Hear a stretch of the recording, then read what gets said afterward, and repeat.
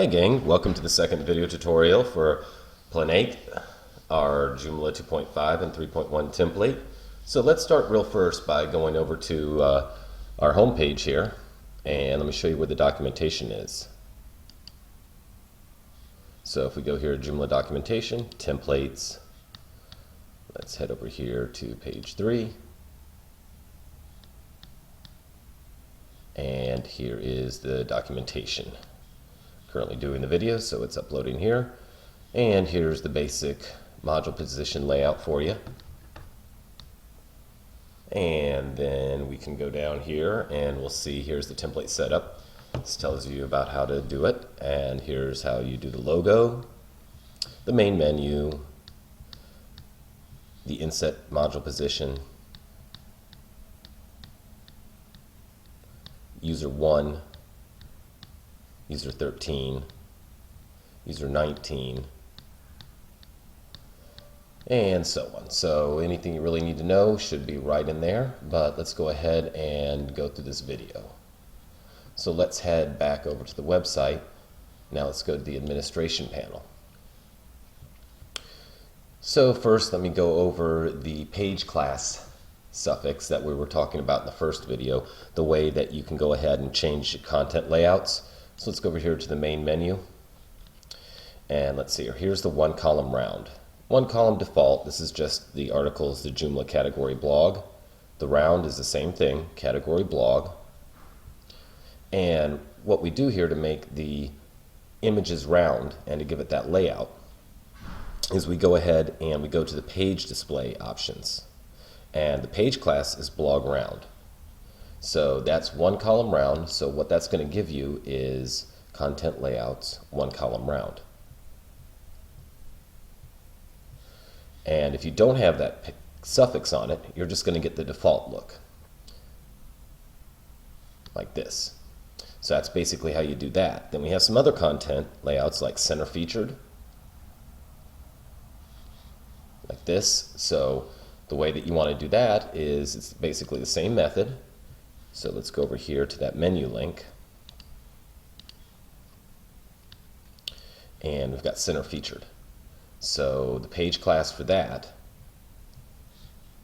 is going to be center large and then a space blog round to make them round and to give it the center large. So you can use the left large, the right large, or the center large to give it that content layout. And then blog round goes ahead and rounds the images and does the content, depending on if you have 2 column or 1 column or what. It's all scales perfectly. So now that we've gotten that out of the way, let's go ahead and move on here. Let's head over now to the template manager. And let's go through the whole template administration here. So over here in your global settings, you have your default layout, default, and then you can have default or mobile. The mobile device detection enables the mobile template. The template itself is responsive, so you don't need to have this on. So what this will do by enabling it is you can go ahead and use the custom mobile template that has different module positions, and it's totally for mobile device. Only will show on a mobile device. So now you have your layout settings here. Here's the default. Your grid style default, the template style, style 1 for CSS3FX, and the typography style.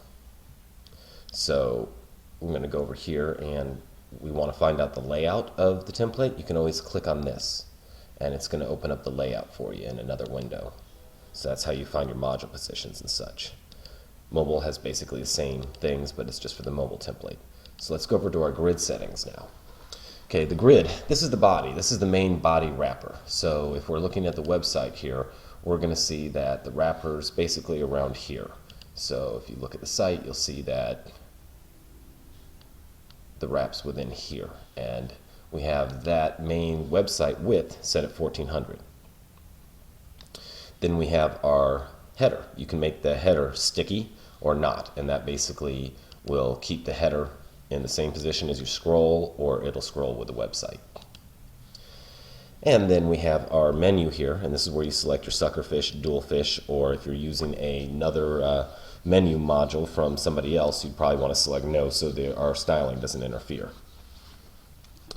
And then this is the region configuration that we went over before. So you've got 1, 2, 3, 4, 5, 6, 7, 8, 9. You can customize that and only show a couple regions if you want. And now let's go into the regions. Okay, now in this template you can have the regions fixed or fluid width. Fixed means it's going to adhere to this 1400. Fluid means it's going to go full size. So as you see here, in region 1 is fixed. Region 2 we have set for fluid. So you can see this here. It's fixed, it's in the center here, it doesn't go all the way out. Region 2, of course, goes all the way out. So that's basically how that's going to work for you.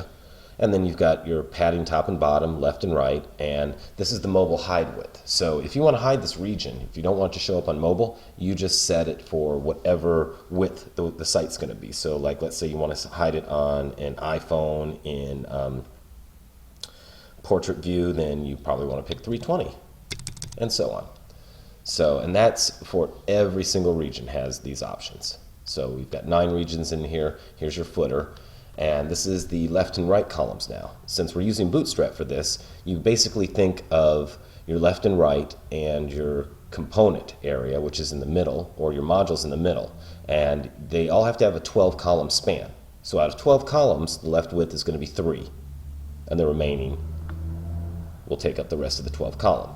So this is how you set your left width, your left 2, your right, and everything in here. This is customizable there. Modules, this is the separator between modules vertically. And there's also module suffixes that we'll get into in a minute. And that's mobile hide and mobile show. So if you wanted to go ahead and show a module at the desktop view and then you wanted to hide it for the mobile view, you would just put in the module suffix mobile hide. And then it's going to hide it at whatever width you set here. And then if you want one just to show at a mobile width, you put it in here. So you've got mobile hide and mobile show. We'll get into that in just one second. So let's jump over here into style settings. And I'm just going to show you one style here since we have 4 styles. This is style 1. So you've got your body front page here. And that's going to be your background for your whole body of the site, which in this one we're using this coffee cup here and the image position. So we don't want that to be the body on the subpage when you go to content. So we have body subpage. So your front page you can have a background body for subpages, and you can also have another body for the mobile view. This is the style color scheme. As you see, you have 8 different base colors here, and you can see how they're being used here on the home page. All you have to do to change those colors is change them here. And here's your header setting where you have the background color for the wrap or an image. Then you have the main background color, and then we get into the website logo image, the logo width and height. Here's the mobile logo, so if you want to have different logos for the mobile version or the full. And then here's your menu. Here's all of your colors for your menu, your hover colors. Here's your drop down information. And we get in the regions here. And since we're in the style, what we're doing here is we allow you to have a background color for the region, for the outer wrap, an image for the outer wrap, and then a background color and image position for the inner wrap. Since you see there's going to be the outer wrap is going to be on the outside here and the inner comes on the inside here. So you can play with that and get an idea of how that works. And that's basically how it's set up for all the regions. Then your default module, you can set the background color, the title color, have an icon for the title, the first word color for the title, and the second word color for the title. And this is just for the default module. And here's your basic typography styling, your body text color, your page title color, your article title color, H's, your global link, hover, active, and visited. So now let's check out the CSS3 effects. And here we have the parameters for the CSS3 effects. The hover effect basically takes care of the hover effect that you see here on the menu when it changes colors. These here, as you see, it doesn't just jump to the color, it actually fades in. That controls all of that. So if we set that off, you're not going to have the CSS3 hover effect. And we've given you some parameters here to go ahead and set that up. And then we have the CSS3 page load fade in effect. We have that off right now because we're using the component animation right now. So that just fades the page in when the page loads. And then you can set the speed here. The responsive animation, that basically takes care of the animation that happens when you're pulling the website in. You really don't need this to be on. You could probably turn it off and everything's going to work fine. But if you're showing your client, you might want to turn it on, because as you pull the website in at different breakpoints, the content's actually going to move around in kind of a mosaic style. So you can go ahead and show them, oh cool, as your site gets smaller, the content grows and expands out. It doesn't just snap to. And then here we have the component animation, and that's basically taking care of the component, which is in region 3. So if I go to like Joomla content article layout, you'll see that the content all animates upward. That turns that on and off. So if you don't want to have your content slide up, you can just turn that off. And let's see here, our typography settings. This is where you set all the typography stuff, your text direction, your global font size, your global font family, your main menu and drop down font sizes, your component font size, your component heading, and basically everything is in here for styling all of the typography. And then in the advanced settings, you have a couple different modes. You've got a CSS mode. You can go ahead and do head embedding. You can make it all one file or load the separate files. You can turn compression on or off, jQuery on or off. And over here, the front page components, what this is going to do is, on the home page, Joomla normally loads the component. But if you just want to have modules and you don't want to have front page articles or use the Joomla component on the front page, you just have no components. Or you can select all components, or you can have a specific component. So that basically goes over the whole template administrator here. So let's get out of here real quick and let me go over and show you the module managers, and let me show you a module. Let me show you what you want to do for the hiding of things. So let's see, we've got Get Social over here in the right. So we can go over here and we can scroll way down here. A lot of parameters in this one, and we can see that we have our advanced options. So right here in the module class suffix, you can add mobile hide, and it's going to hide that module at whatever width you set in the template administrator for the module hide. You can also have it have one hidden and say mobile show, and then it's only going to show at mobile. So that's basically how you do that. Let's close out of here real quickly. And then we have our Joomla content, and we have K2. And basically everything you need to know about K2 you can find at getk2.org.